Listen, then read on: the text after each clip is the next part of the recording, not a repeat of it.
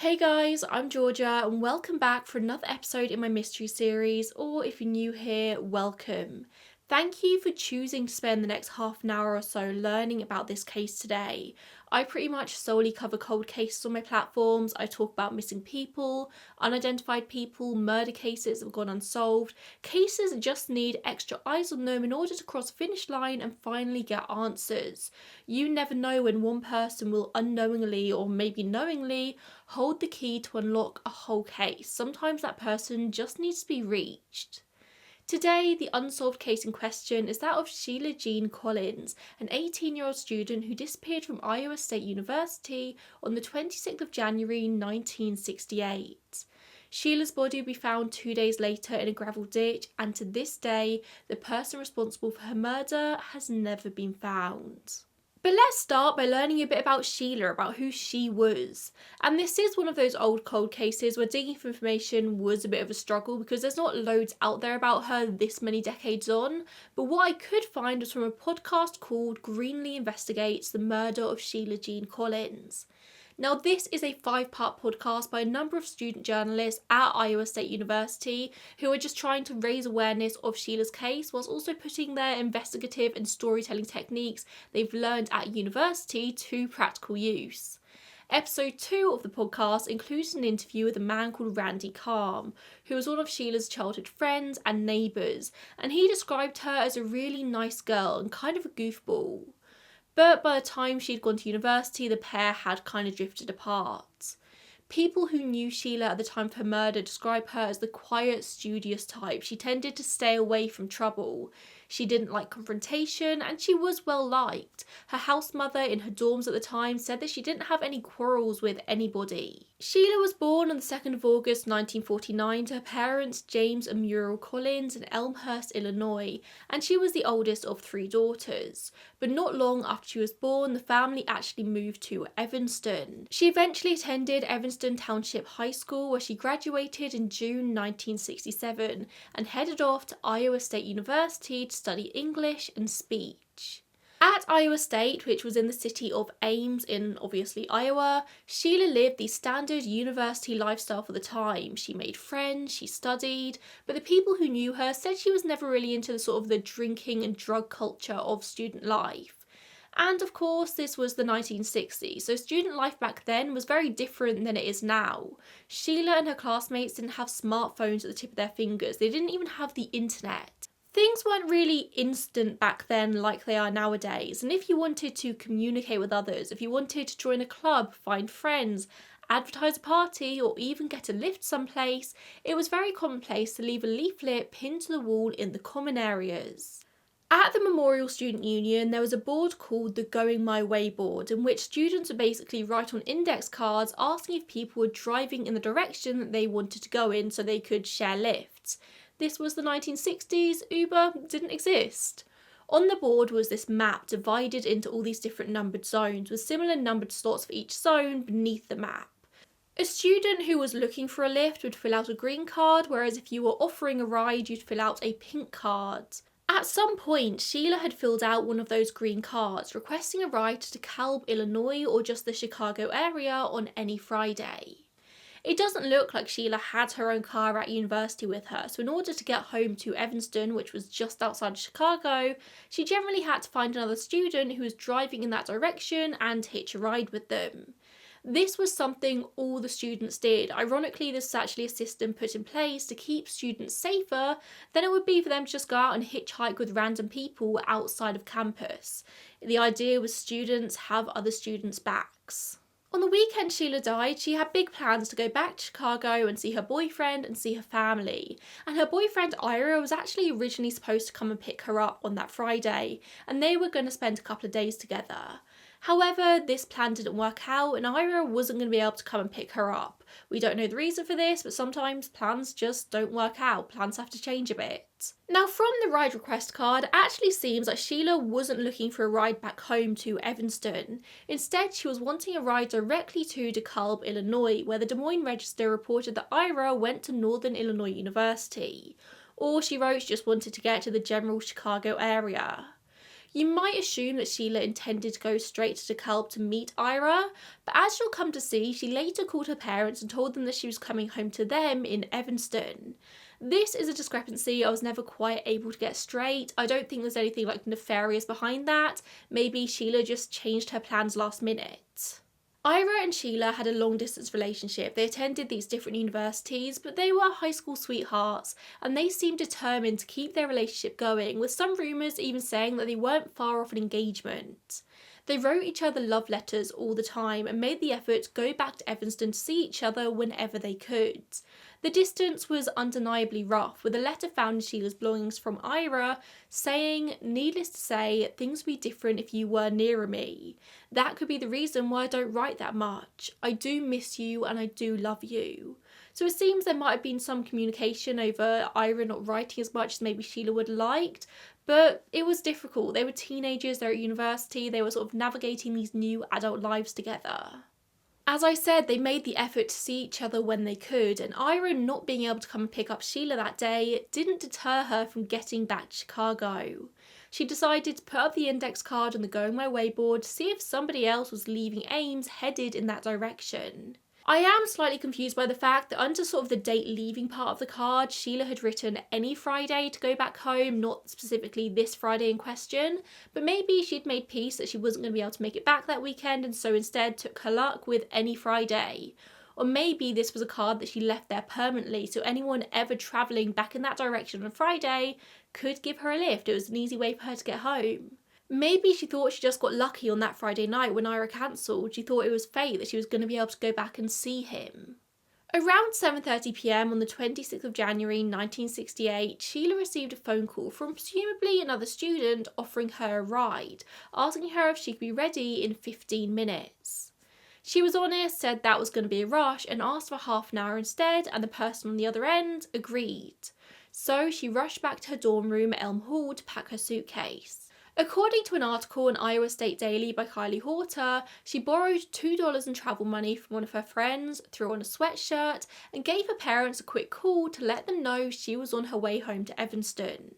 Perhaps her and Ira had changed plans and decided to go back to Evanston that night instead. Perhaps she thought she'd spend the night with her parents before heading to DeKalb to see him. Perhaps that was never the plan. I don't really know. All I know is Sheila called her parents and said that she was going to be coming home. Sheila apparently also told one of her roommates that the man on the other end of the phone had told her his name, but she didn't remember it. But she didn't seem to mind that too much. She was just really excited to have a lift back home. But she did ask her roommates to walk her to the intersection of Lincoln Way and Beach Avenue, where the caller had said they would pick her up. For whatever reasons, all her roommates declined to do so, and so Sheila walked there on her own. It was only 5 minutes away. The last time Sheila was seen alive was around 8:30 p.m, seen standing near the busy intersection waiting for her lift. Other sources say that some other witnesses saw her getting into a dark blue Volkswagen, with the driver being a conventional looking young white man, and it seems composite sketches were made of this man. But Sheila would never make it back home to her parents. Her parents waited up all night for her to make it back home, but of course she never arrived at their front door. By noon the next day, they reported her as missing to the police.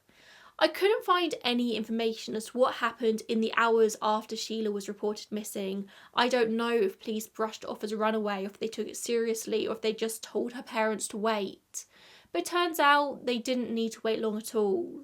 At around 2 p.m. on the Sunday, so sort of coming up now to 48 hours since Sheila was seen at the intersection, a Dr. Roger Hogle and his son Jeff were out hunting in some land 5 miles east of the city of Nevada, when his son was exploring the ditches along the side of a gravel road, as 8-year-old boys tend to do.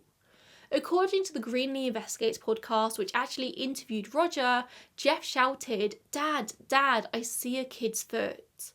Turns out that Jeff had come across the body of a petite girl, 5'1", with long straight brown hair. Sheila.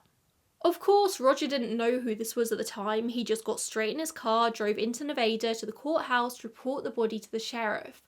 And then he headed back to the road to block it off and prevent anyone else coming along and messing with the crime scene until law enforcement eventually got there. Roger said this was a very quiet and isolated place. There were no houses along this road at all. There would have been nobody around for miles to witness a murder. Investigators would later say that this is what made them pretty certain that the perpetrator here was a local. This was somebody who knew the area, knew how isolated this road was. The area in which Sheila was found was only around 15 miles, about a 20-ish minute drive from the intersection where she'd last been seen. The question has always been whether this person responsible was indeed a student who knew the area well, or whether it was a random person, a local, who wandered into the Union, picked a random index card off the board, which happened to be that of Sheila's, and called her. Or was the perpetrator not the person who'd called her at all, instead being a random person who saw a beautiful young girl waiting on the side of the road with a suitcase, assumed she was waiting for a lift, and took their chance? Although we can assume that the caller and the murderer are the same person, that's what makes most sense, we don't know that for sure. What we do know is the caller never came forwards. Sheila's body was found face down in the gravel ditch, her body kind of positioned as if she'd been posed on her hands and knees with her coat draped over her body, pretty much obscuring it from view. It was pure luck that she was seen as quickly as she was. She was partially naked, her sweatshirt or t-shirt pulled up around her neck, and according to an article from the Des Moines Register from the day after her body was found, the rest of her clothes, so her underwear and blue jeans, were found in a field just west of where she'd been found, as if they'd been sort of placed or gently thrown over the fence. Alongside her clothes was also her purse and a suitcase containing a Polaroid camera, her sociology textbook, and a green dress. Her purse still had money in it, so robbery clearly wasn't the motive here. According to Molly Blanco for iowastatedaily.com, the suitcase still remains at the Story County Sheriff's Office to this very day. Although a connection was made pretty quickly between this unidentified girl and the missing persons report Sheila's parents had made, an official identification wasn't made until her father was able to travel to the Stevens Funeral Home in Ames to confirm it was her. And of course, it was. In the immediate aftermath of the discovery, one official spoke to the press and said that he had no doubt that this was a sex crime and that Sheila had been sexually molested or assaulted. It was also presumed from very early on that her cause of death was strangulation due to a nylon rope that was found strung around her neck and tangled in her hair, and that was something that was confirmed when the medical examiner's report eventually came through. But then, in a bit of a plot twist, the medical examiner, Dr. William Bliss, said publicly that this was a very strange case because there was actually nothing to indicate any sexual molestation or rape, no evidence of assault in any way. Usually in cases of this kind, there's some evidence of torture or brutality, but they found nothing. There wasn't a mark on her. He also said that he didn't know whether she'd been undressed before or after her death, but due to the whole scene, he did surmise at least that the perpetrator had a sexual deviation of some kind. Apparently back in the late 1960s, if there was no obvious evidence of any rape, it didn't really happen, so all the newspaper articles at the time say that she wasn't sexually assaulted. Today we know that many sexual assaults don't leave a physical record on the body, so she may well have been assaulted in some description. What they did say at the time was this death was sexually motivated in some form. She'd been stripped naked, posed on her hands and knees, but they didn't know if she'd actually been, touched. As suspected, her cause of death did seem to be the small nylon rope that we knotted around her neck, with Dr. Bliss saying that a pipe incorporated in the knot had been used as a turning mechanism to sort of tighten the rope around her neck and strangle her. I know there's an actual name for that and it's on the tip of my tongue and I haven't been able to find it despite extensively Googling. If anyone knows the name for sort of when you use something to tighten a knot or a rope or something, please put me out of my misery because it's been driving me mad for a couple of weeks now. What this cause of death suggests was that this doesn't seem to be a sort of moment of madness kind of act. This does seem to be more planned out, that the person who picked up Sheila that day did so with the intent of killing her. They didn't just have a nylon rope at hand, but they also knew how to use a mechanism to tighten the rope and ensure her death. Rumour has it that the Story County Sheriff's Office have since misplaced this nylon rope. Now, in terms of how long Sheila had been dead, the Des Moines Register wrote, the death took place sometime within 24 hours after she was last seen here about 8:30 p.m. Friday. And although that seems like a very confusing way to word that sentence, I think it means that she was murdered within 24 hours when she was last seen, and not in the 24 hours before she was found, I think. It was also suspected that Sheila hadn't died in the spot where she was found. She was very likely killed elsewhere, maybe somewhere warm, and then her body was placed in the ditch. Although I did take the information from a Des Moines Register article from the day after she was found, so before the medical examiner had released any reports, so do take that with a pinch of salt. In terms of forensic evidence, there's really not much here. I mean, this was 1968 and they had no idea about DNA evidence or anything like that. So any evidence at the scene wouldn't have been stored according to our standards today. That makes it pretty useless when it comes to any kind of DNA testing, but apparently there is still hope. They have been able to find a tiny sample of DNA collected from the crime scene, and up to this point, DNA analysis hasn't been particularly helpful here. According to Anthony Road, the current investigation sergeant for the Story County Sheriff's Office, speaking to Iowa State Daily, they've got two people's DNA here. They've got one female and one male, but the chain is so broken and so mixed up that they haven't been able to put together any kind of profile yet. We can probably assume that the female DNA might be Sheila's, although it didn't say that, so we don't know for sure. The male DNA may well be the person responsible. As well as this, they also found some enlarged footprints near the fence over which Sheila's belongings had been dumped. These footprints were described as, you know, the kind that are made in the snow. I'm not sure what they're trying to get at with this. I don't think it was actually snowing where Sheila was found because no other source makes any reference to snow of any kind. Maybe the footprints were just in the mud but not perfect, you know? Like you kind of know when you're walking in the snow with your step, the footprint widens and kind of distorts. That might be what they're talking about here. And that's about all they've got. And whilst investigators could be excused for the DNA here, they didn't exactly do great with this investigation as a whole. There were no fingernail scrapings taken from Sheila, which was standard practice for a medical examiner to do in this time. That could have been a smoking gun nowadays with DNA testing. She might have fought back and got sort of DNA under her nails. It didn't happen. The rideshare card on the board at the union was also never dusted for fingerprints. You could assume that the caller would have picked up her card to take note of the number at the very least, but we'll never know now. And her body was also buried within just a number of days of her death in accordance with Jewish laws, meaning there was no chance of more evidence being collected. Her funeral was held on Wednesday, January 31st in her hometown. The day before her funeral though, so the Tuesday after her discovery, a press conference was held at the City Council chambers where Story County Attorney Charles E. Vanderburg said that the investigation had no suspects. He said, "We have no big break. I doubt very much if we will release the medical examiner's report or any material contained within it." And whilst we do have what the medical examiner and investigators have said publicly, I wasn't actually able to find if this report was ever released. I don't know if it was, I couldn't find it anyway. Vanderburg also said they had 15 officers working on this case, including several from the State Bureau of Criminal Investigation, and they'd asked for help from the FBI as well. A follow-up article from the next day says that the FBI actually declined to help as they had no authority to investigate a local crime, but they did make their labs and facilities available if they wished to use them. However, the FBI did eventually respond to a request for input though, and they made a profile of the killer here, and it was pretty awful looking back on it now. So FBI agent Walter McLaughlin wrote that Sheila didn't appear to be an attractive girl, which is actually really crazy to me because from the photos we have of her, Sheila was undeniably a gorgeous young girl. But apparently Walter said because she wasn't attractive, there was no reason why a man would be infatuated with her or have any great desire towards her. Therefore, she had to be a victim of circumstance. She was just a victim here because her card was there. Maybe that was the case, but it seems like a very mean way to put forward such an opinion.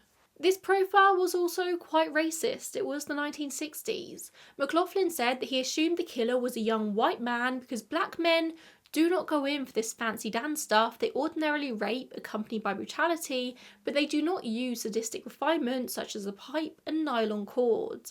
I mean, it's just absolutely unbelievable to hear something like that now. I'd like to think you wouldn't hear something like that now, but this was a professional and investigator back in the 1960s. And despite this, and the fact that witnesses say they saw Sheila get into the car with a white man, of course, many people of colour were dragged in for questioning. But going back to the topic of Charles Vanderburg for a second, the county attorney who held this press conference, he did seem to have the best interests at heart at the beginning of this investigation, I'll give him that. Maybe he thought he could solve it and it would look great to the public, but things did soon flip once he realised that this case wasn't getting solved. Vanderburg was actually running for Iowa's Attorney General for the GOP at this time, so he had a lot of political motivations behind his handling of Sheila's case. When it kind of became clear that this wasn't going to be an easy solve, he would eventually suggest that Sheila was a student radical and she had a drug problem that might have been the motivation behind her death. I mean, he even got federal narcotics agents involved in this case, which obviously got the media talking. Of course, Sheila didn't even drink, let alone do drugs, but one of Vanderburg's main political platforms was anti-drug. He was trying to sort out the apparent drug problem in Ames. He used Sheila's death to push his own political agenda, and there's no way of knowing how much this distraction, this sort of misinformation, affected the investigation. To this day, lots of people in the Ames area hear Sheila's name and think that she's the drug girl who died, that she brought her death upon herself. Which in any situation would be very victim blamey, but it's not even true here. Sheila didn't do drugs. The public perception of this case was entirely derailed. With the disappearance and murder of Sheila, students at Iowa State were very shaken, particularly the female students. At this point in their life, at this time, they hadn't had to take much notice of personal safety. Nothing like this ever happened around them. It never happened at Iowa State. Up until this point, there were students, teenagers in a bubble, happily jumping into cars with other students who offered them lifts. Whereas before they always felt very safe, being alone, being independent, now they became scared. Everyone on campus became a possible suspect and all the trust was gone. And actually, whilst we're on the topic of suspects here I do want to take a moment to talk about Ira. So being Sheila's boyfriend who had cancelled on giving her a lift, suspicion was immediately cast upon him.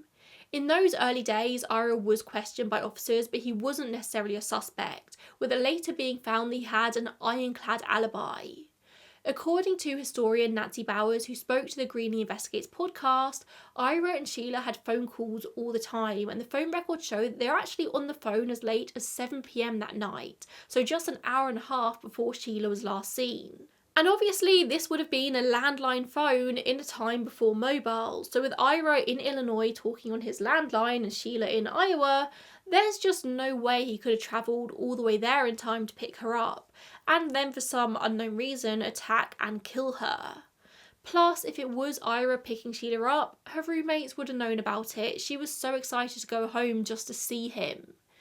But just to double down on all this, Ira did also do a polygraph test which confirmed his innocence once and for all. So Ira, categorically not a suspect. Soon, the Iowa State Daily, the student newspaper, was offering a reward of $410 for any information leading to the apprehension of the killer, which is equivalent to about $3,500 today, a pretty decent reward. However, Robert Blair, the head of the State Bureau of Criminal Investigations, said around this same time that an early break should not be expected in this case. When you have crime in a large metropolitan area, it's tough. Sometimes it's several years before a case is solved, he said. I don't think anyone expected, though, that this case would still be unsolved in 2023. Within months, Charles Vanderburg would say that 30 separate law enforcement agencies had spent more than 2,500 hours on this case, with the investigation going as far as California, where people had been questioned. Eventually, the investigation team on this narrowed down to just 5 people full-time. You had 2 from the Iowa Bureau of Criminal Investigation, 2 Ames policemen, and 1 Story County deputy. He also said there have been 712 personal interviews in this case so far, with about 200 more people they wanted to see. More than 100 leads from telephone tips have been checked out, plus another 100 leads from their own investigation. Vanderburg said they had managed to eliminate a lot of people as suspects in this case, which he described as negative progress, and said that most theories, bar sort of accident and suicide, were very open. He also said that it would remain possible that a woman was possible for Sheila's death.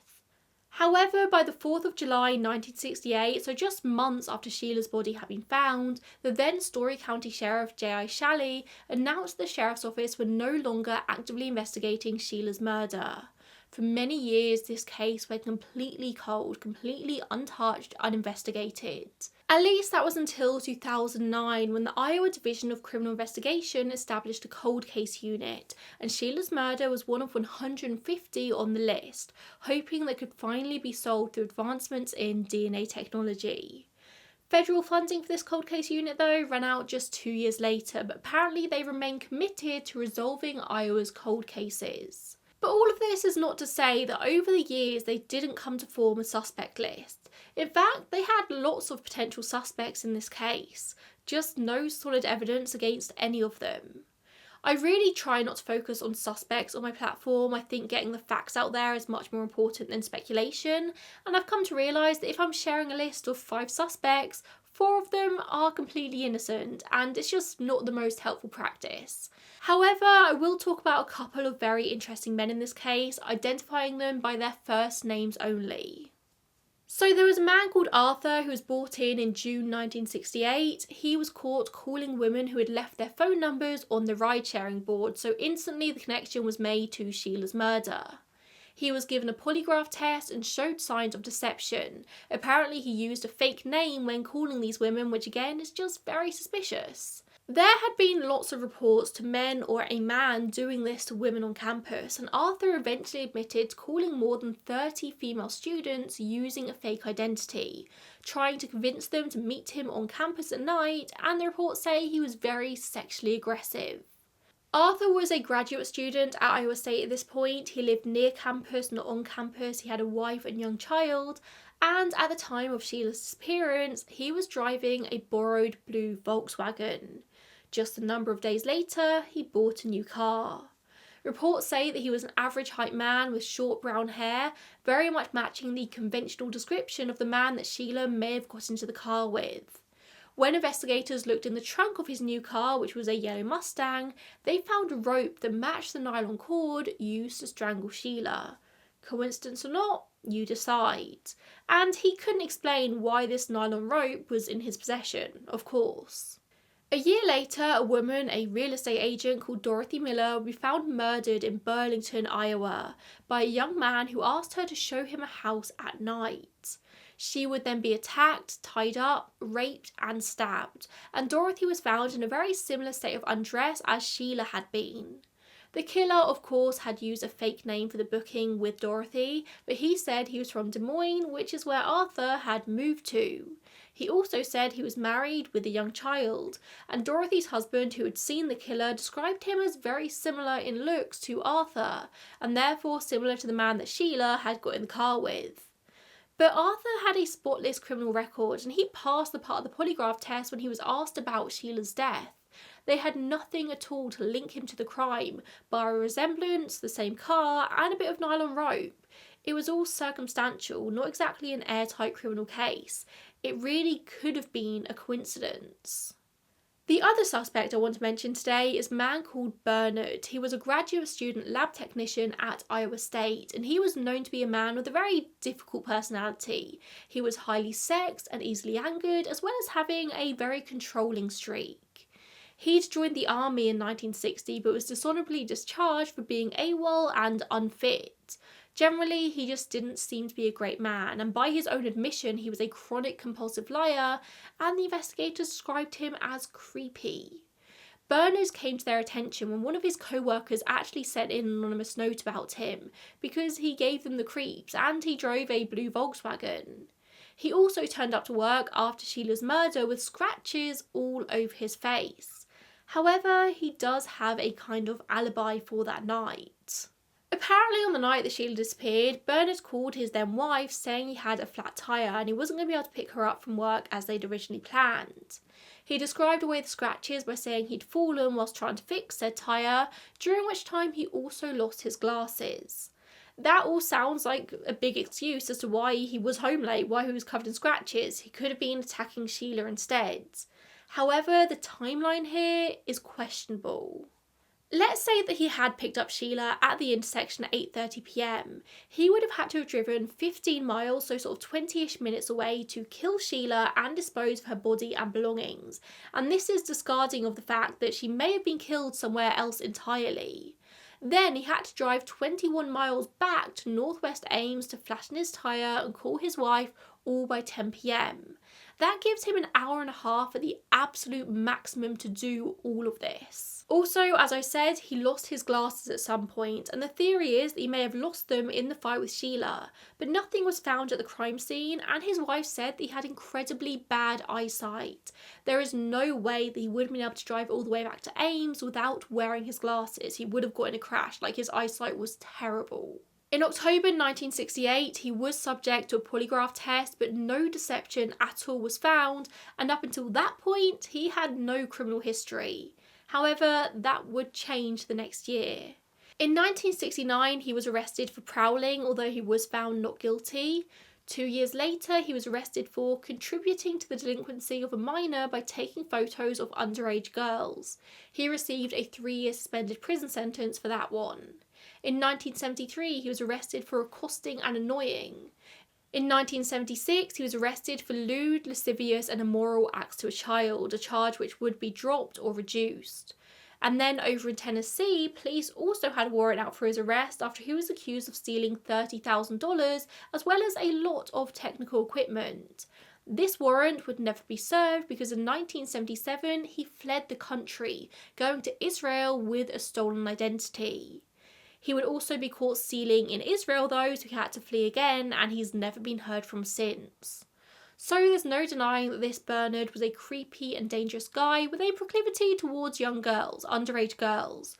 But was he capable of murder? Well, he didn't match the descriptions of the potential killer, nor did his wife ever recall him owning a blue Volkswagen. So where does all of this leave us with Sheila's case today? Well, I kind of suppose this entire case currently hinges on that small sample of DNA. They just need to get that DNA to a lab that could potentially help put the DNA back together, and that absolutely can be done. I wonder if the Sheriff's Office have contacted Othram or any other similar labs to help them put the genetic profile back together, and maybe through genealogy we may be able to get an answer here. However, finding the person who this DNA belongs to doesn't automatically make them the killer. This evidence wasn't stored as according to regulations today. This DNA could have come from after the fact, it could have come from somebody Sheila spoke to or had contact with that day. As the public, we don't actually know how damning this evidence is. We don't know where on the body or at the crime scene it was found. If investigators are focusing in on this though, maybe that does suggest it might be damning. I might actually contact the Sheriff's Office myself if I'm brave enough and see if they have sent this DNA to a private lab or see if they need funding for such a thing. There is still a chance this case could be solved. For Sheila's living relatives and for Sheila herself, I really hope it will be. As always, contact details to the relevant authorities will be in the description box down below.